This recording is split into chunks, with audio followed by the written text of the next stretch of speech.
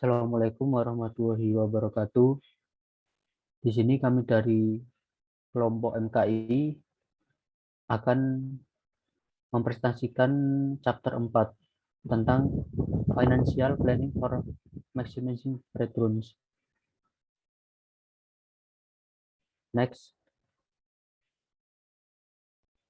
Di sini kami dari kelompok MKI terdiri dari saya sendiri, Farid Hidayatullah, kemudian Nabila Anggun Karisma, kemudian Rizka Putri,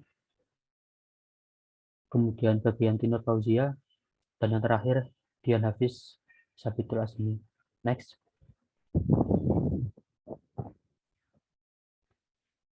Pentingnya memiliki rencana keuangan. Rencana keuangan yang disusun dengan baik memungkinkan tim wirausaha untuk menentukan jenis pembiayaan dengan biaya modal serendah mungkin. Persyaratan struktural pendanaan yang paling menguntungkan dan nilai strategis terbesar pada saat setiap keputusan keuangan. Keputusan keuangan yang tampak kecil memiliki dampak besar pada kesuksesan akhir bisnis. Untuk mengilustrasikan hal ini, selama tahun 1990-an, banyak bisnis besar Amerika yang menjalankan bisnis di luar negeri gagal di perusahaan asing karena mereka tidak mengelola eksposur valuta asing dengan manajemen risiko mata uang yang tepat. Meskipun pendapatan penjualan dan margin keuntungan mereka luar biasa, semua margin operasi menghilang setelah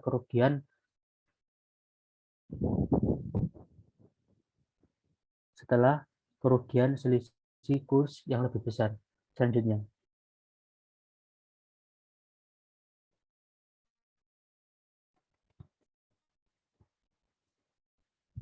bantuan dalam perencanaan bisnis secara keseluruhan. Sama seperti menulis rencana bisnis dapat menghasilkan penemuan. Menyusun rencana keuangan juga dapat menghasilkan penemuan yang berharga, terutama dalam rencana pemasaran dan operasional. Meskipun sangat membantu untuk membuat perbandingan kuantitatif nasional untuk tujuan penetapan prioritas, faktor non-finansial lainnya mungkin juga menjadi penentu prioritas, seperti disebutkan. Menyusun rencana keuangan dapat mengarah pada penemuan yang menghasilkan revisi yang menguntungkan terhadap rencana bisnis. Ini juga memungkinkan untuk memantau kemajuan rencana bisnis dan rencana keuangan secara bersamaan. Jenis penemuan umum yang dibuat selama perencanaan keuangan adalah realisasi alokasi dana modal yang paling menguntungkan saat ini. Next. Memastikan kesehatan dan integritas struktur modal. Rencana keuangan yang dirancang dan dijalankan secara efektif akan mencegah skenario tipe down round. Dalam situasi ini, integritas struktur modal telah berkurang, dan pemangku kepentingan saat ini menganggap bahwa putaran pendanaan saat ini menawarkan persyaratan kepada calon investor yang lebih menguntungkan daripada persyaratan yang mereka terima. Mengingat tingkat risiko yang diasumsikan, tidak ada pemangku kepentingan saat ini yang ingin percaya bahwa penilaian perusahaan sekarang lebih rendah daripada saat mereka berinvestasi. Next. Determining sufficient funding amounts atau menentukan jumlah pendanaan yang cukup. Nah, salah satunya harapan finansial yang penting bagi calon investor adalah pengembalian yang diharapkan. Pendanaan yang cukup perlu diamankan dari awal tiap penggalangan dana untuk memungkinkan pencapaian tujuan perusahaan yang diperlukan dan diidentifikasi untuk mencapai tahap penggalangan dana berikutnya. Securing funding in a timely manner atau mengamankan pendanaan tepat waktu. Poin yang pertama, mengamankan dana secara tepat waktu tidak hanya akan mencegah kemungkinan terburuk usaha, tetapi juga akan menghasilkan dana yang semakin aman dengan persyaratan yang paling menguntungkan. Poin yang kedua, rencana keuangan yang efektif akan memungkinkan untuk mengaktifkan sistem penggalangan dana tepat waktu. Poin yang ketiga, metode ini menciptakan efisien penggalangan dana yang berpotensi bernilai dengan manfaat jangka pendek dan jangka panjang. Securing funds on the mass on the most favorable terms atau mengamankan dana dengan persyaratan yang paling menguntungkan. Lalu untuk maju ke tahap penggalangan dana berikutnya, persyaratan pendanaan itu harus menjadi semakin menguntungkan. Oleh karena itu, perlu menunjukkan bukti kemajuan tersebut untuk menetapkan penilaian yang lebih tinggi.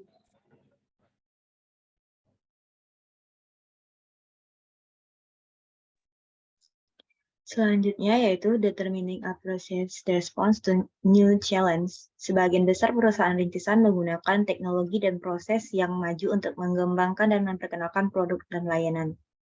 Upaya dan waktu dan sifat strategi masuk ke pasar untuk membuat keputusan keuangan tidak hanya untuk mendanai perubahan apapun pada R&D atau upaya pemasaran, tetapi juga untuk mencapai tujuan keuangan dan diperlukan untuk mengamankan ekspektasi ROI yang tinggi dan pemegang saham. Instilling discipline and maintains focus adalah prinsip berharga yang didalilkan oleh Sun Tzu adalah bahwa disiplin lebih penting daripada keterampilan. Karena sifat disiplin itu membawa kita kepada hal yang lebih bermanfaat. Rencana keuangan menanamkan disiplin dan membantu mempertahankan fokus.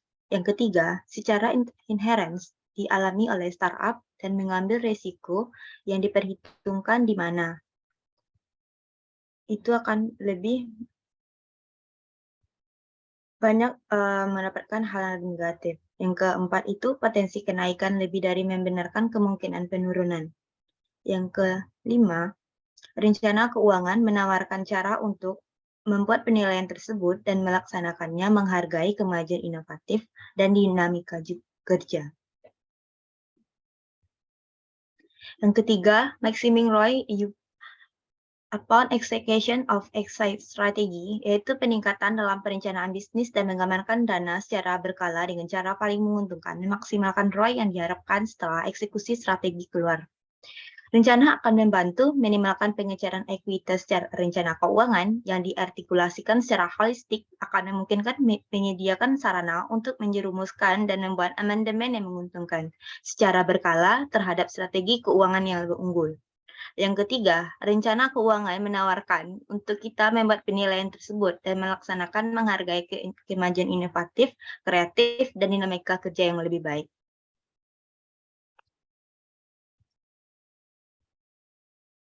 Selanjutnya ada formulating a financial strategy, digunakan untuk memaksimalkan pendapatan ROI atau return on investment untuk menghindari berbagai ancaman keuangan yang membuat bisnis bergerak lambat.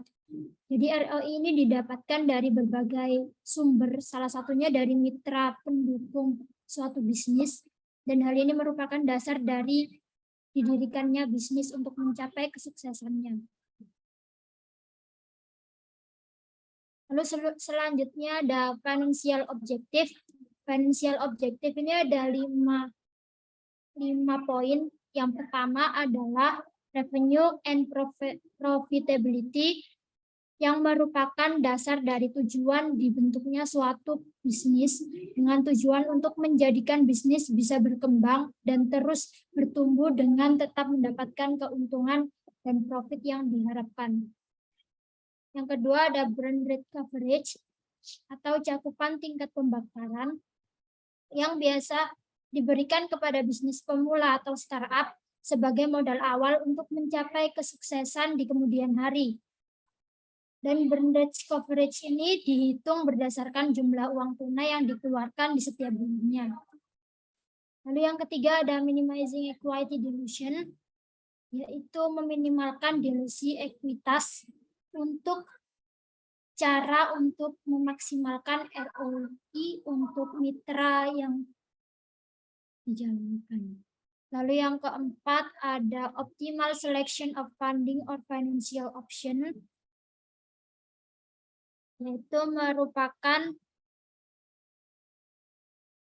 pemilihan pendanaan atau opsi pembiayaan yang optimal, mempertimbangkan setiap individu keputusan keuangan dalam konteks strategi keuangan secara keseluruhan. Yang kelima ada maintaining of maintaining effective control, yang merupakan mempertahankan kontrol yang efektif untuk meminimalkan keterbatasan dan memaksimalkan fleksibilitas. Lalu selanjutnya ada micro level. Micro level merupakan pencapaian operasional Anda. Pengeluaran yang diperlukan untuk mencapai tujuan tersebut ditentukan dalam operasional Anda. Makro level ada 3 poin, yaitu fokus dalam mengupayakan kesuksesan pendanaan, waktu, jumlah pendanaan yang diminta, jenis pendanaan, struktur pendanaan, dan jangka waktu pendanaan untuk setiap putaran pendanaan.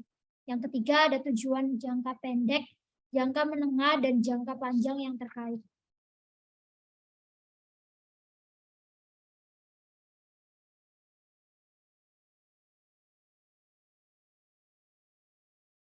RED, Rating Equalization Dilution. Peringkat delusi ekuitas atau RED adalah persentase kepentingan ekuitas perusahaan yang dipegang oleh pemegang saham pendiri. Tingkat delusi ekuitas atau penurunan bunga ekuitas rate RED yang direalisasikan oleh pemegang saham pendiri setelah setiap putaran pendanaan berturut-turut.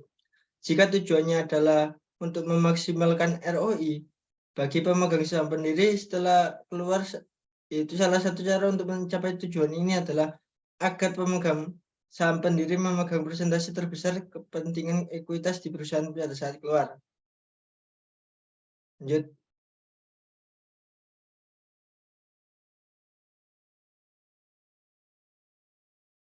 Saham tambahan dikeluarkan untuk investor baru. 4 alasan utama untuk ketidakpastian tersebut adalah ketika 1. Ada instrumen utang yang dapat dikonversikan. 2. Warrant ekuitas diterbitkan. 3. Ekuitas tambahan diberikan berdasarkan trends-based atau performance persyaratan pendanaan berbasis pemicu.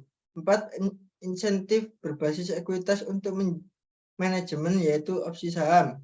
Ada jika demikian ekuitas diterbitkan di luar kumpulan insentif terstruktur di mana saham telah diterbitkan atau dialokasikan berdasarkan pendanaan sebelumnya persetujuan. Lanjut.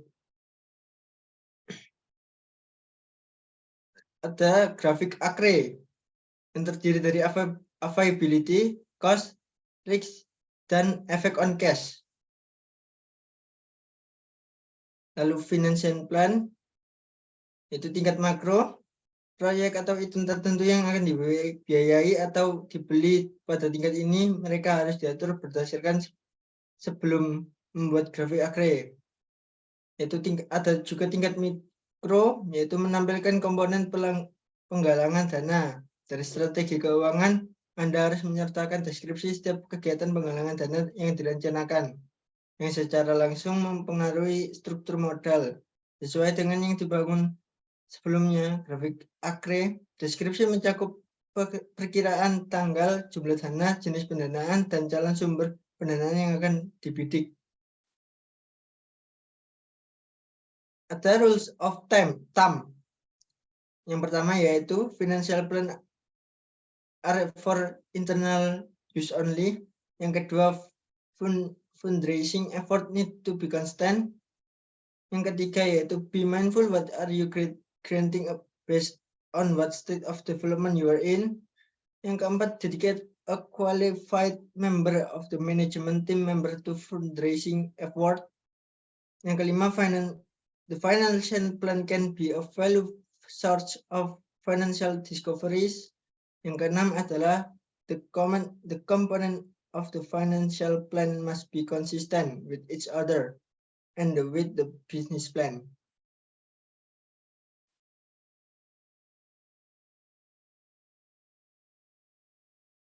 Sekian dari kelompok kami. Apabila ada salah kata, mohon dimaafkan. Assalamualaikum warahmatullahi wabarakatuh.